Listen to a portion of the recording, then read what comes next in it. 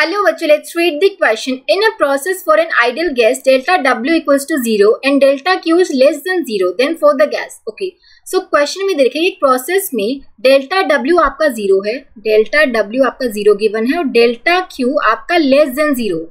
ठीक है, हमें बताना है ऑप्शंस में से करेक्ट ऑप्शन देखना है कि इस गैस के लिए क्या चेंज हो रहा है, कि टेम्परेचर डिक्रीज हो रहा है या वॉल्यूम इंक्रीज हो रही है, प्रेशर कांस्टेंट रहेगा या टेम्परेचर इंक्रीज होगा. ये देखते हैं कौन सी बेस्ट कंडीशन सुटेबल रहेगी. अब देखो, according to first law of thermodynamics हमें पता है delta Q would be equals to delta U plus delta W, right.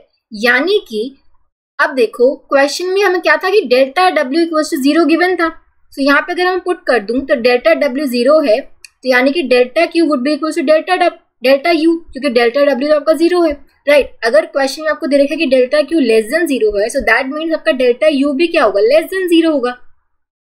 Delta U आपका लेस देन 0 होगा. हमें पता है कि जो इंटरनल एनर्जी किस पर डिपेंड करती है, टेम्परेचर पे.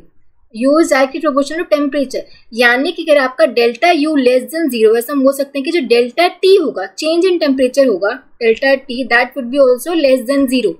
मतलब आपका अगर डेल्टा टी लेस देन 0 यानी कि आपका टेम्परेचर डिक्रीज कर रहा है, राइट.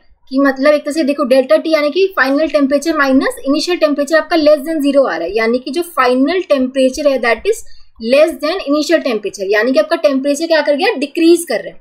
अगर आपका change in internal energy less than 0 है, दैट मीन्स आपकी जो टेम्परेचर है वो डिक्रीज कर रहा है. ठीक है, so option A would be the correct choice. I hope आप सबको समझ आया होगा. Thank you so much.